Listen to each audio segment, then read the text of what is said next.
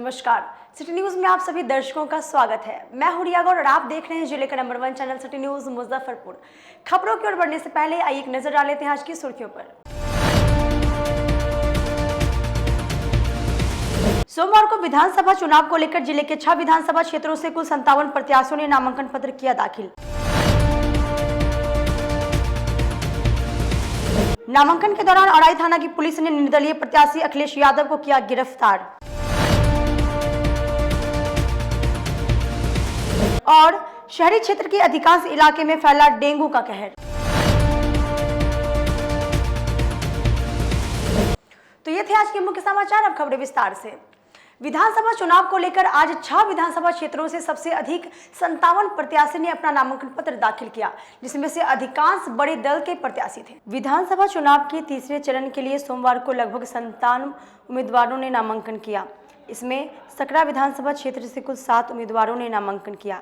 सकरा विधानसभा क्षेत्र से एनडीए प्रत्याशी अशोक चौधरी के खिलाफ कांग्रेस प्रत्याशी उमेश राम ने सोमवार को नामांकन किया। वहीं सकरा विधानसभा क्षेत्र की बात करें तो वहां त्रिकोणीय चुनाव की संभावना है। औराई विधानसभा क्षेत्र से कुल 11 उम्मीदवारों ने सोमवार को नामांकन किया। एनडीए प्रत्याशी राम सूरत राय के बाद शिवसेना प्रत्याशी प्रदीप कुमार ने नामांकन दर्ज किया। गायघाट विधानसभा क्षेत्र से कुल 9 प्रत्याशियों ने नामांकन पर्चा दाखिल किया। आरजेडी से निरंजन राय, जाप से ललिता सिंह, एनडीए प्रत्याशी महेश्वर प्रसाद यादव के साथ ही लोजपा से पहली बार चुनाव लड़ रही कोमल सिंह ने भी नामांकन दर्ज किया। यहाँ जो व्याप्त भ्रष्टाचार है, जो मूलभूत समस्याएं हैं, वहाँ जो अभी बेरोजगारी है, शिक्षा है, वहाँ पुल पुलिया सड़कें, हर तरह से जो किसानों की परेशानी है। हम पिछले 20 वर्षों से गायघाट में कार्यरत हैं और सेवारत हैं। हम एक एक लोगों को जानते हैं, वहाँ के एक एक लोग मुझे जानते हैं और पहचानते हैं। हम पूर्ण हर एक समस्या से अवगत हैं।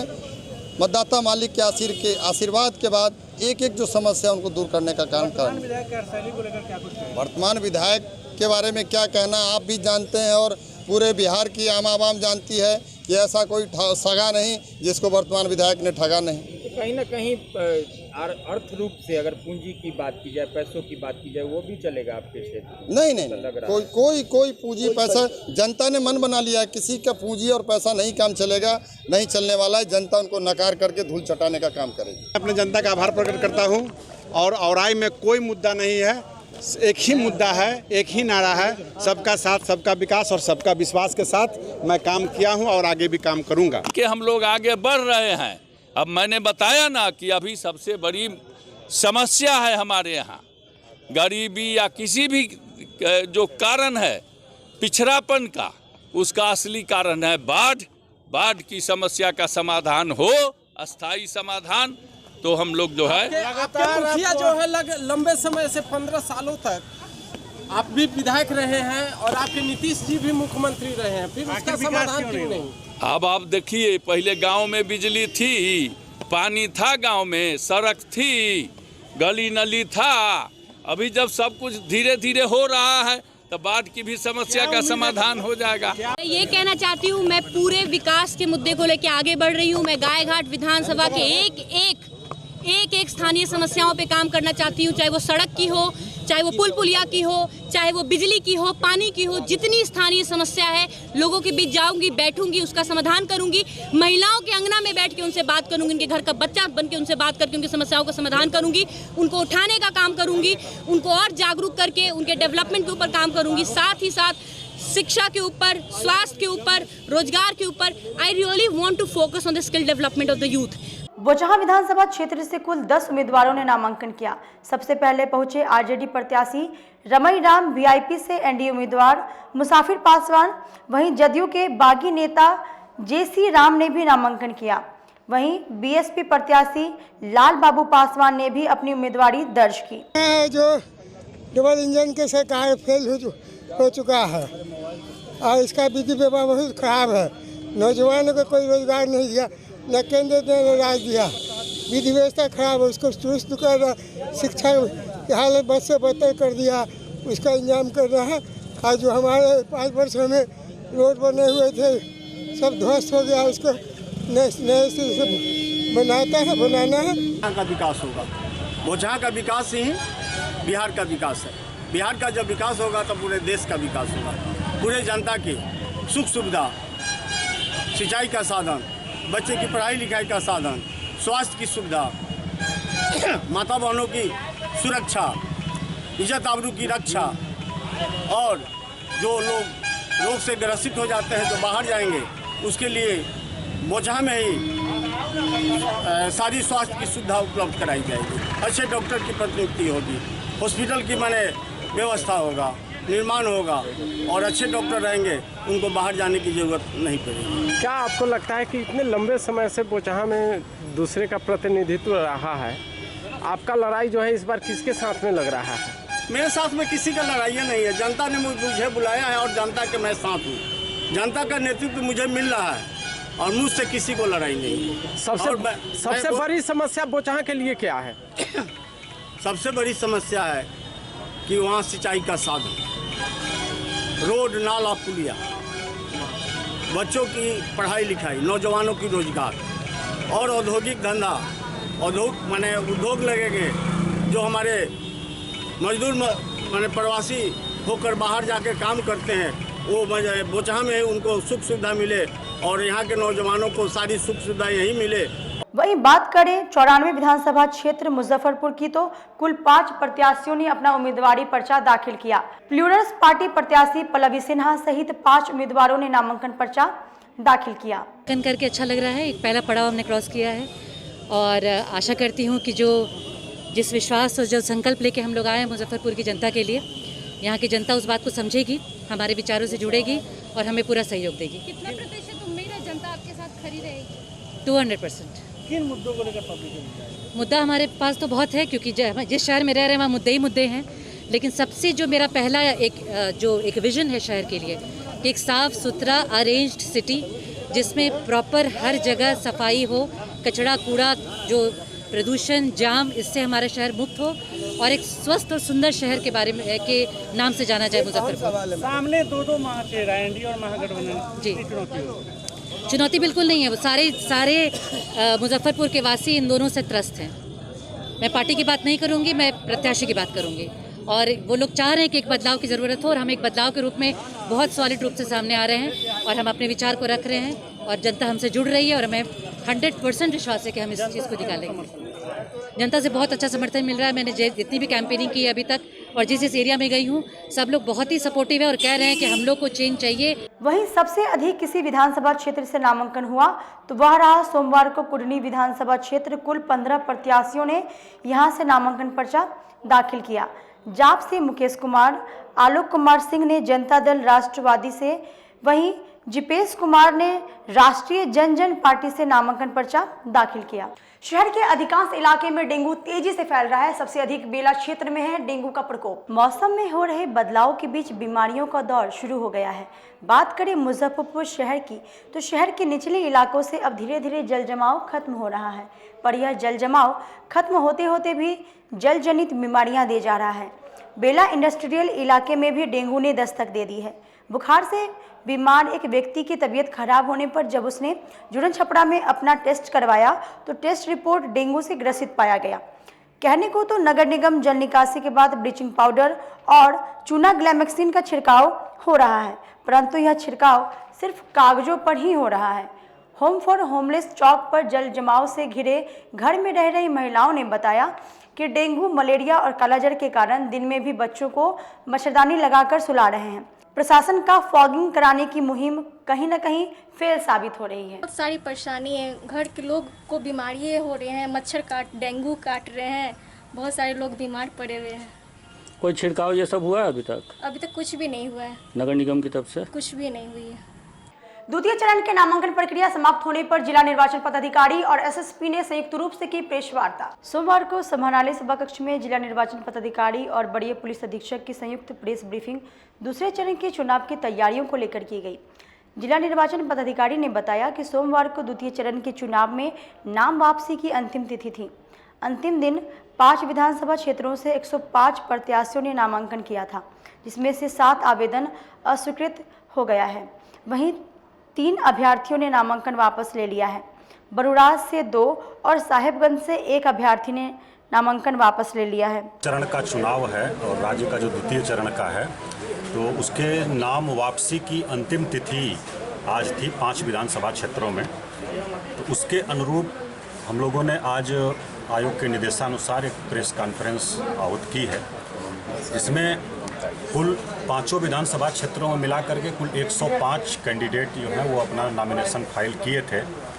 जो स्क्रूटनी हुई बीच में, उसमें 7 लोगों का आवेदन जो है वो अस्वीकृत हुआ विभिन्न कारणों से, विभिन्न कमियों के कारण, और उनको बाकायदा नोटिस दिया गया और नोटिस का कंप्लायंस सही ढंग से नहीं हो पाया, तो रीजन आर्डर पास करते हुए अस्वीकृत किया गया है 7 लोगों का। बाकी आज नाम वापसी की जो अंतिम तिथि थी, तो इसमें 3 अभ्यर्थियों ने नाम वापस लिया है, 2 बरूराज में और 1 साहेबगंज में। इस प्रकार से अभी निर्वाचन लड़ने वाले जो विद्यमान अभ्यर्थी हैं वो 95 हैं, 95 रह गए हैं, और 105 लोगों ने नामांकन किया था, लेकिन 95 हैं जो कि निर्वाचन लड़ेंगे। विधानसभा वाइज हम लोग देखें तो मीनापुर में 20 अभ्यर्थी हैं जो चुनाव लड़ेंगे, कांटी में 22 हैं जो चुनाव लड़ेंगे, बरूराज में 14 कैंडिडेट हैं, पारू में 19 हैं और साहेबगंज में 20 कैंडिडेट हैं। और इस प्रकार हम लोगों को बरूराज को छोड़ करके शेष 4 विधानसभा में 2 बैलेट यूनिट का इस्तेमाल करना पड़ेगा। एक बैलेट यूनिट में 15 कैंडिडेट और 1 नोटा, 16 लोगों का ही वो लग सकता है, सिंबल और डिटेल अभ्यर्थियों का। तो बाकी 4 में हमारे यहाँ 16 से अधिक कैंडिडेट हैं, इसलिए वहाँ 2 बैलेट यूनिट का इस्तेमाल होगा। उसका हम लोगों ने ट्रेनिंग भी लोगों को दिया है अपने कर्मियों को, और उसका हम लोग बैलेट यूनिट की व्यवस्था भी कर रहे हैं ससमय। वहीं एसएसपी जयंतकांत ने बताया कि द्वितीय चरण में क्रिटिकल क्षेत्र है, वहां चुनाव आयोग के निर्देश पर पैरामिलिट्री के जवान चुनाव में सुरक्षा व्यवस्था की कमान संभालेंगे। वहाँ पर सेंट्रल फोर्सेस का डिप्लॉयमेंट रहेगा, इसमें जो नक्सल बूथ हैं वहाँ पर ज़्यादा अरेंजमेंट किया गया है, और इसके अलावा जो सेंसिटिव जो क्रिटिकल बूथ्स हैं और जनरल बूथ्स हैं वहाँ पर भी एकदम क्लियर कर दे रहा हूँ, इलेक्शन कमीशन ऑफ इंडिया के आदेशानुसार वहाँ पर भी पैरामिलिट्री का बल ही प्रयोग होगा। चुनावी का जो टाइमिंग है चुनाव का, वो नक्सल प्रभावित क्षेत्रों में जो है चुनाव का जो समय है वो 4 बजे तक का 4 बजे तक का ही जो है रखा गया है, और 7 बजे से 4 बजे तक का 2 घंटे पूर्व बाकी जो जगह हैं वहाँ पर जो है उसका चुनाव 6 बजे तक के होगा। बोचहां विधानसभा क्षेत्र से एनडीए प्रत्याशी मुसाफिर पासवान के नामांकन में वीआईपी के राष्ट्रीय अध्यक्ष मुकेश सहनी हुए शामिल। बोचहां विधानसभा क्षेत्र के एनडीए के वीआईपी के उम्मीदवार मुसाफिर पासवान ने सोमवार को अपना नामांकन पत्र दाखिल किया। मुसाफिर पासवान के साथ वीआईपी के राष्ट्रीय अध्यक्ष मुकेश सहनी शामिल हुए। मुसाफिर पासवान के नामांकन में बोचहां से काफी संख्या में लोग शामिल हुए। राष्ट्रीय अध्यक्ष मुकेश सहनी ने कहा कि मुसाफिर पासवान बोचहां से भारी मतों से जीत दर्ज करेंगे। ऐसे जिनको टिकट नहीं मिलता तो थोड़ा नाराजगी होता है, लेकिन नाराजगी उनका भी दूर हो चुका है। आपको पता है जिन्होंने एलिगेशन लगाया वो नाराजगी दूर हो चुका है, एनडीए का पार्ट है, और उन्होंने अपना सिंबल भी रिटर्न कर दिया एलजेपी का। तो ये सब कोई बात नहीं, घर की बात है, थोड़ा नोक झोंक होता है, तो कोई बड़ी बात नहीं। हमने यहाँ पे मुसाफिर पासवान जी को हमने टिकट दिया है, उन्होंने बहुत संघर्ष करके यहाँ तक पहुँचे हैं। 2010 में उन्होंने 1 साल के लिए विधायक भी रह चुके हैं, उसके बाद कई बार चुनाव उन्होंने लड़ा और जीत प्राप्त नहीं हुआ, लेकिन इस बार हम लोगों ने एनडीए का प्रत्याशी उनको बनाया है। मजबूती से मेरा पूरा भरोसा है कि वो चुनाव जीतेंगे और लोगों का, जनता का सहयोग और सम्मान सब मिलेगा। और माननीय नीतीश जी के नेतृत्व में बिहार में सरकार बनना तय है, और आने वाले समय में जो बिहार पहले 15 साल पहले जो गड्ढे में था उससे बेहतर जगह पे आज पहुंचा है, और आज से बेहतर आने वाले समय में हम लोग बिहार को पहुंचाने का काम करेंगे, और मजबूती से पूरे बिहार में एनडीए की सरकार बनना तय है। एनडीए कोई कहीं पे कोई किंतु परंतु नहीं है, और एनडीए एकदम झूठ है।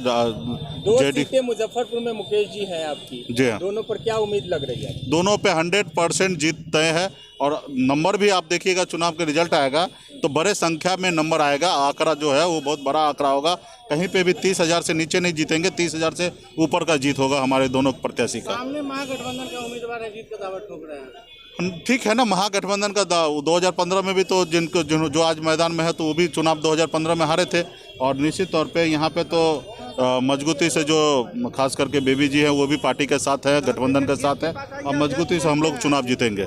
दरभंगा की प्रमुख सीटें हैं आपके पास, जी। दरभंगा में क्या उम्मीद लगा रहे हैं? देखिए, पूरे बिहार में हमारे पास सीट है, 11 सीट है। मजबूती से 11 में से मैक्सिमम सीट हम लोग जीत के आएंगे और एनडीए की सरकार बनना है। कहीं पे कोई किंतु परंतु नहीं है। और एनडीए जो हम party, VIP party, Bharatiya Janata party और जेडीयू, 4 पार्टी का जो गठबंधन है, मजबूती से जमीन पे उतर के और सब मिलकर काम कर रहे हैं। सवाल, आप युवाओं की बात करते थे, अपने समाज की खास करके विशेष बात करते थे, लेकिन टिकट बंटवारे में दोनों चीज़ नहीं दिखा। देखिए, सारे चीज़ आप लोगों को पता है कि किस तरीके से हम पहले तो महागठबंधन में थे, उस हिसाब से सारा प्लॉटिंग था। लास्ट मोमेंट पे जिस तरीके से हमारे पीठ में खंजर भोगने का काम किया, एक अति पिछड़ा को बेटा को भरोसा में लेकर डार्क में करने का काम किया, उस जगह पे हमारे पास ऑप्शन नहीं था। माननीय प्रधानमंत्री जी ने, खंजर किसी ने भोगा उसमें मलहम लगाने का काम किया माननीय प्रधानमंत्री जी, और 11 सीट हमारे समाज के, अति पिछड़ा समाज को सम्मान दिए। और लास्ट मोमेंट पे टिकट मिलने से अलग अलग जगह पे जहाँ पे हमारी तैयारी नहीं था वहाँ पे। और निषाद की बात करें तो दोनों को टिकट में अनदेखी। नहीं, हमारे बिहार में हमारी पार्टी सिर्फ निषाद की नहीं है, बिहार के 12 करोड़ जनता का है। और जितना अच्छा टिकट हमने बंटवारा किया, बिहार में ऐसे कोई पॉलिटिकल पार्टी इतने अच्छे से नहीं टिकट बंटवारा। 5 अति पिछड़ा को हमने टिकट दिया, 4 टिकट दिया और 1 MLC देने का निर्णय लिया। 5 अति पिछड़ा को दिया, 4 सामान्य वर्ग को दिया, 1 पासवान समाज को हमने दिया, 1 बनिया समुदाय के दिया, 1 यादव समुदाय के दिया, 1 कुम्हार समाज को दिया। हमने हर समाज को ध्यान में रखते हुए 1 ब्राह्मण को दिया, 1 भूमिहार को दिया, 2 राजपूत को दिया। मतलब हर किसी वर्ग को मैंने लेके आगे चलने का निर्णय किया। सन ऑफ मल्लाह सबकी बात करेंगे, पूरे बिहार की बात करेंगे, 12 करोड़ जनता की बात करेंगे। वक्त हो चला छोटी सी ब्रेक का, लेते हैं छोटा सा ब्रेक। तब तक आप बने रहिए हमारे साथ, देखते रहिए city news Muzaffarpur. Career achievers आपके विश्वास पर खरा उतरने वाला कोचिंग संस्थान है। हमारे यहाँ मेडिकल, IIT, JEE तथा फाउंडेशन की तैयारी भी कराई जाती है। इसके अलावे exclusive batch JEE mains advance की भी क्लासेस चलाई जाते हैं। छात्र छात्राओं को 100% स्कॉलरशिप की भी व्यवस्था है। यहाँ से कितने छात्र छात्राएं सफलता की सीढ़ी चढ़ चुके हैं। Classes taken by top mentors, तो हमारे यहाँ अवश्य पधारें। तो हमारा पता याद रखें, हमारा पता है career achievers, Mithanpura, near north point school, और हमारा कॉन्टेक्ट नंबर है 8002479735, या फिर आप हमें कांटेक्ट कर सकते हैं 8877430251 पर। सबसे बड़ी बात तो ये है कि हम चाहते हैं कि हमारे इस मिशन में हमारे बच्चे गंगा पार करके उस पार नहीं जा पाए।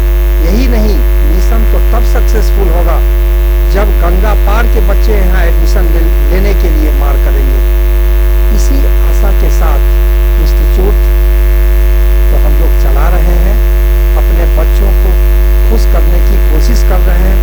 बच्चों को मैंने यही कहा है, तुम अपना समय दो, मैं तुम्हें आसमान की बुलंदियों पर पहुंचा दूंगा। मुजफ्फरपुर की शान और अपने कलाकृतियों से बॉलीवुड के स्टारों में अपनी पहचान बना चुका बाबा की दुकान लहठी भंडार पिछले 50 वर्षों से आपके पसंद का ख्याल रखती है। यहाँ से लाह की बहुरानी सेट बॉलीवुड की स्टार ऐश्वर्या राय ने अपनी शादी में पहनी थी। यहाँ से राजनीतिक गलियारों के नामचीन चेहरों की दुल्हन भी सजी थी। हमारे यहाँ शादी सेट, बहुरानी सेट, जयमाला सेट, लाह के फैंसी आइटम कुशल कारीगरों द्वारा निर्मित कराई जाती है। इसके अलावा चूड़ा सेट, कंप्यूटर चूड़ा, कुंदन चूड़ा, वाटरप्रूफ चूड़ा, चुंदरी 3 बुंदिया, बंग बंगरी, हिंगलू, पात चूड़ा, जंगली चूड़ा का भी निर्माण अपने कारीगरों द्वारा कराती है। यही नहीं, लाह से बनी कान का टॉप्स, रिंग, नथ, गला का हार, मांग टीका, पेन स्टैंड, हाथी, बिछिया, ग्लास, करा भी बनाती है। तो एक बार हमारे यहाँ अवश्य पधारे। बाबा की दुकान लहठी भंडार, इस्लामपुर, मुजफ्फरपुर। हमारा कांटेक्ट नंबर है 9308620444।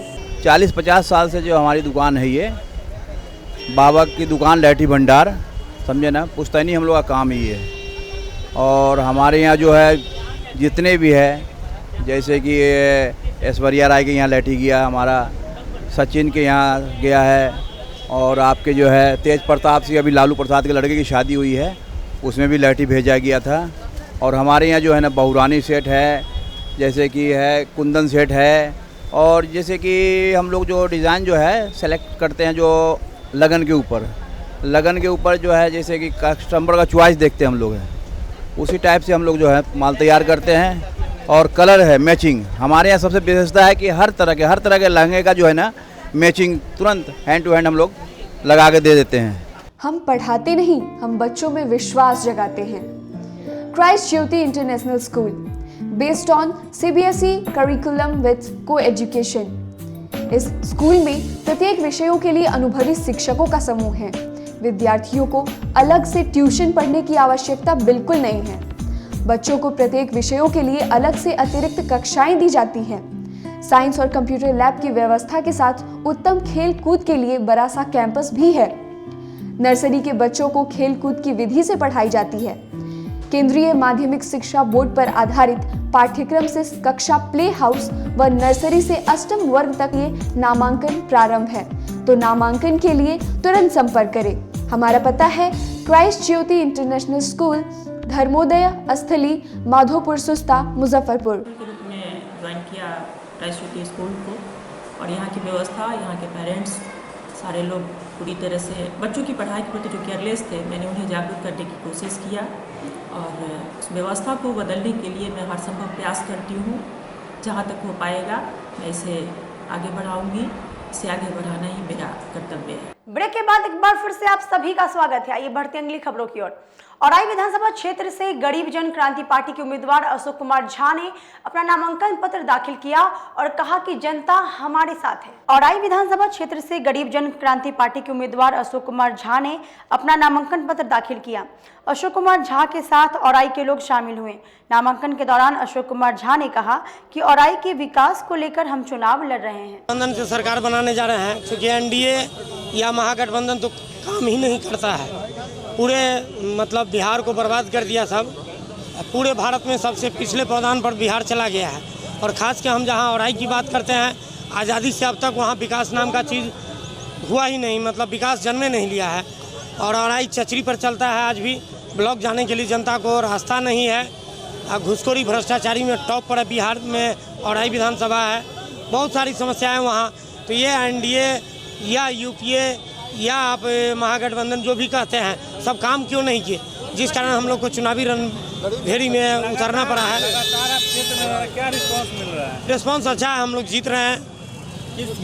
कौन से प्राथमिक मुद्दे को लेकर आप रहेंगे? हम लोग वहाँ का चचरी का मुद्दा है, बाढ़ का मुद्दा है, घुसखोरी भ्रष्टाचारी का मुद्दा है। किसी ने आज तक काम नहीं किया। विधायक कभी क्षेत्र में घूमने नहीं जाता है। हम हर 2 महीने पर क्षेत्र में 10 दिन का समय देंगे।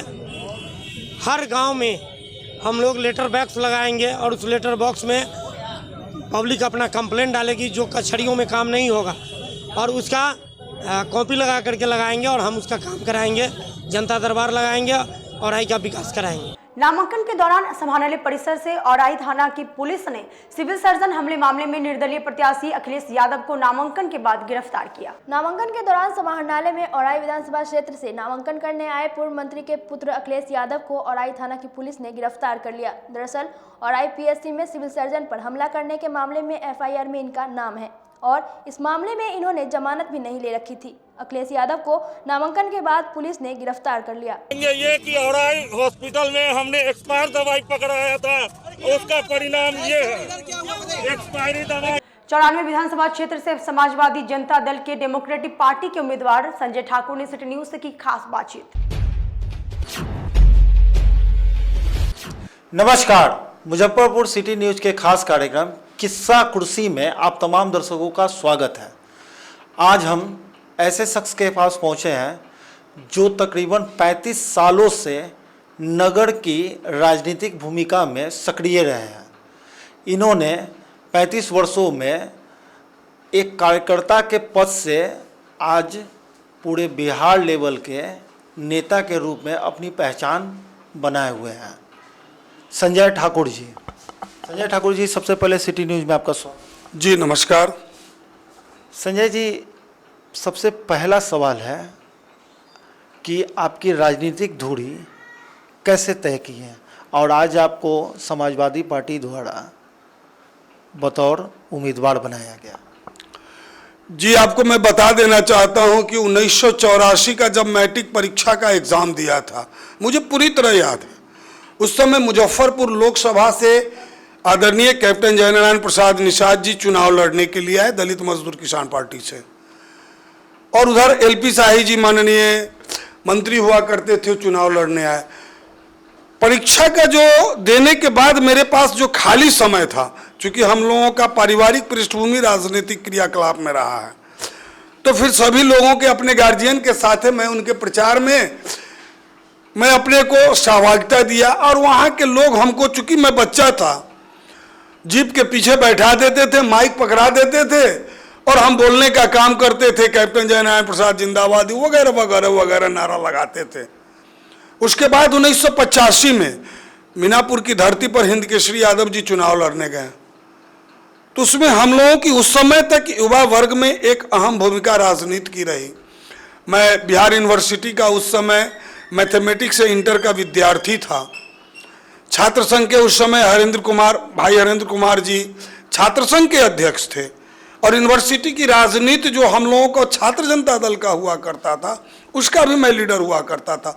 आज मेरे मित्र जो बेलसंड से चुनाव लड़ रहे हैं, ठाकुर धर्मेंद्र, छात्र संघ के जिला अध्यक्ष थे। मतलब कि हम लोगों का एक कार्यकलाप राजनीतिक यूथ और छात्र की राजनीति में कहीं ना कहीं अहम भूमिका में मैं रहा और राजनीति को करता रहा। 2000 ईस्वी में जब जदयू का यूथ का मैं जब जिला अध्यक्ष बना, तब से लगातार मुजफ्फरपुर की शहर की राजनीति अपने विद्यार्थी लाइफ में मैंने इंटर किया, ग्रेजुएशन किया, लॉ दिया।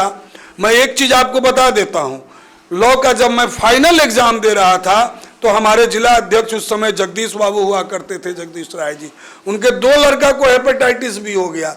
मैं लॉ का फाइनल एग्जाम छोड़ करके उनको इलाज कराने के लिए लखनऊ ले गया। मतलब मेरा सोच था कि बस किसी भी तरह से राजनीतिक और सामाजिक क्रियाकलाप में अपने हर चीज को न्यौछावर कर करके आगे बढ़ने तक का, और जो मैं करता आया। उसके बाद जब जदयू के बाद उस समय तक मैं 96 में जब चुनाव मुजफ्फरपुर से फिर कैप्टन निषाद लड़ने के लिए आए थे, तो उस समय 96 से लगातार मैं उनके सानिध्य में राजनीति किया।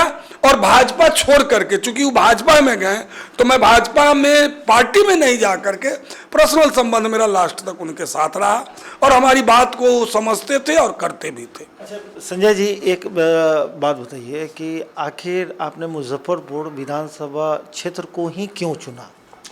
मुजफ्फरपुर विधानसभा, मैं अति पिछड़ा का बेटा हूं। मुजफ्फरपुर में हमारी आबादी 1.25 लाख से ऊपर है, और 1.25 लाख से ऊपर है। आज 74 साल के देश आजादी के बाद जितनी भी पार्टियां आए हैं, सभी लोग समाज के अंतिम व्यक्ति की उत्थान की के बलवाद करते हैं। आज तक हमारा अति पिछड़ा समुदाय जहां था वहीं का वहीं पड़ा हुआ है। आज मैं एक चीज और बता देना चाहता हूं, अति पिछड़े के सभी जो एक ये समुदाय जो 1.25 लाख के करीब है, अल्पसंख्यक में जो अति पिछड़ा वर्ग है वो करीब 28 से 30 लाख के करीब है, 28 से 30 हजार के करीब है, दलित का समाज का है। और ऐसी स्थिति में मुझे लगा कि नहीं, मुजफ्फरपुर शहर जो कुछ लोगों के चंगुल में फंसा हुआ है, इसको निकाल करके मैं अपने समाज के लिए कुछ कर सकता हूं, और मुजफ्फरपुर से मैं पूरे उत्तर बिहार के अति पिछड़ा समुदाय को एक दिशा निर्देश राजनीतिक चेतना के लिए मैं दे सकता हूं। इस सब सोच करके मैं पहले से मैं चुनावी दृष्टिकोण से मैं मुजफ्फरपुर में नहीं चला था, लेकिन मुझे लगा कि नहीं, मुझे चुनाव लड़ना चाहिए। जो समाज के लोगों को लोग हे दृष्टि से देखता है, उपेक्षित की तरह उसको देखता है, खंड खंड में जो मेरा समाज विभक्त है, उन सबको मैं चाहूंगा कि इस चुनाव के माध्यम से ही एक बड़ी गोलबंदी हो करके और हम मुजफ्फरपुर को दिखाने का काम करें कि अति पिछड़ा समाज की क्या संख्या है, क्या उपस्थिति है, इसकी मैं दर्ज करूं, और मैं एक नया मुजफ्फरपुर को दिशा और निर्देश देने का काम करूं, ये हम चाहते हैं। समाजवादी जनता दल ही क्यों? देखिए, हम शुरू से समाजवादी विचारधारा के लोगों के साथ जुड़े रहे हैं। हमारे नेता देवेंद्र प्रसाद यादव राष्ट्रीय अध्यक्ष हैं।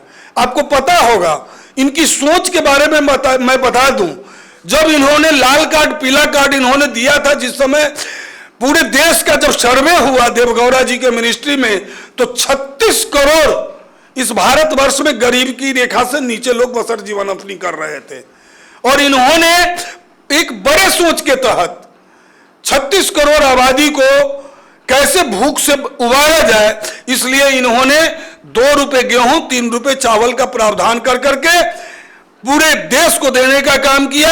आज मैं आपको बता दूं कि जो देश में आज चाहे जिस किसी की भी सरकार है, प्रधानमंत्री बड़ी वाहवाही ले रहे हैं, लेकिन इस कोरोना काल में भी वो जो 2 रुपए 3 रुपए का जो हिसाब से इन्होंने देने का काम किया, आज एक वरदान साबित इस कोरोना काल में पूरे देश के लिए और गरीबों के लिए हुआ है।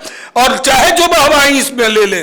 और एक चीज और बता देना चाहते हैं, हमारे नेता 3 महीना पहले बार सदन का मेंबर बने थे, और 3 महीना में जो यहाँ के सामाजिक विचारक और सिद्धांत पर चलने वाले आदरणीय कर्पूरी बाबू के लिए इन्होंने अपने फुलपरास से विधानसभा से सदस्यता से इस्तीफा देने का बड़ा काम किया था। इसलिए उनके सानिध्य में अपना जो मैंने सीखा है समाजवादी रूप को, उसके तहत आज मैं समाज के बीच में और जो गरीबों का दुख दर्द है उसको समझ करके मैं अपनी उम्मीदवारी को आज देने का काम किया है। जनता के बीच में तो आप जनसंपर्क करने जा रहे हैं, लोगों से क्या अपील कर रहे हैं? जो मुजफ्फरपुर की दुर्दशा है, और जो यहाँ के जनप्रतिनिधि एक 10 साल रहे, एक 15 साल रहे, और जब 10 साल 15 साल, जबकि 5 साल के लिए जनता मैंडेट देती है, चुनाव 5 साल के लिए करती है, और 5 साल में उम्मीद करती है कि रोजी रोटी कपड़ा और मकान की व्यवस्था हमारा जनप्रतिनिधि करे, जबकि 10 साल एक को समय दिया, 15 साल एक को समय दिया। उन्होंने मुजफ्फरपुर के लिए कुछ नहीं किया, यह मुजफ्फरपुर की आम आवाम को मानना है। ऐसी परिस्थिति में जहां बिहार के अंदर में, देश के अंदर में आप जान रहे हैं कि विधि व्यवस्था तो खत्म है, जो विपक्ष है वह अपनी विपक्ष की भूमिका अदा नहीं करता है, सरकार निरंकुश हो चुकी है, प्रशासक वर्ग, जब सरकार निरंकुश है तो प्रशासक आम जनता की थोड़े न सुधी लेगी। ऐसी परिस्थिति में हम अपने को जीने को मजबूर है। हमारी माता बहन जब सड़क पर निकलती है, बच्चे निकलते हैं, तो हम सोचने पर मजबूर होते हैं कि शाम में सही से घर में लौटेंगे कि नहीं। ये भी विधि व्यवस्था का आलम है। संजय ठाकुर को लोग किस नज़र से देख रहे हैं? कि आम लोग हमको किस तरह से देख रहे हैं, नहीं देख रहे हैं, मैं उनके यहाँ जा रहा हूँ, और लोग बहुत खुशी जाहिर करते हैं कि दोनों से निजात मिलेगा हमको। इस रूप में संजय ठाकुर को लोग देख रहे हैं, और वो समझते हैं कि यह लड़का एक सामाजिक कार्यकर्ता है, एक कार्यकर्ता के रूप में कभी दरी जाजिम गांव टोला से लेकर के मोहल्ले तक बिछाने का काम किया, और कहीं से ऊपर से टपका हुआ नहीं है। इस चीज को गरीब जो जनता है, जो हमारा अति पिछड़ा समाज है, दलित समाज है, अल्पसंख्यक समाज है, वो बखूबी इस चीज को समझने लगे हैं, और आयाम लोग देखेंगे। और जो आने वाले चुनाव है, इसमें 10 तारीख को जो अति पिछड़ा समाज है, जो अल्पसंख्यक समाज है, जो दलित समाज है, जो पिछड़ा समाज है, वो मुजफ्फरपुर को एक दिशा तय करके दिखाने का काम करेगा। और मैं आपसे एक बात स्पष्ट कहना चाहता हूं, मैं इस कमेंट में नहीं पढ़ना चाहता, लेकिन आपने पिछले दिन पत्रकार महोदय से कहना चाहते हैं कि आपने लिखा हेडिंग में कि भाजपा ने 60% के अगली जाति को टिकट दिया। आप लिख सकते थे इस बात को कि अति पिछड़ा दलित को टिकट नहीं दिया, यह भी तो आप हेडिंग बना सकते थे, लेकिन आपने बनाया 60% अगली जाति को टिकट दिया। आप कहना क्या चाहते हैं? ऐसी परिस्थिति को देख रही है समाज, हमारा अति पिछड़ा देख रहा है, दलित देख रहा है, अल्पसंख्यक समुदाय देख रहा है। इसलिए मुझे पूर्ण विश्वास है मुजफ्फरपुर का जिस समय अति पिछड़ा हमारा आज एकजुटता का परिचय देते हुए अपने प्रतिनिधि को चुनने का काम करेगी, यह मुझे पूरी विश्वास है।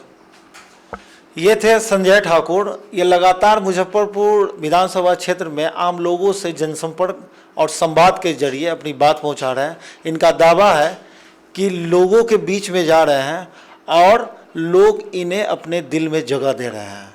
कैमरामैन विजय के साथ प्रदीप कुमार केसरी, सिटी न्यूज़, मुजफ्फरपुर। आज के लिए बस इतना ही। कल फिर मिलेंगे कुछ नई खबरों के साथ। तब तक आप मुझे और मेरी पूरी न्यूज़ टीम को दीजिए इजाजत। नमस्कार।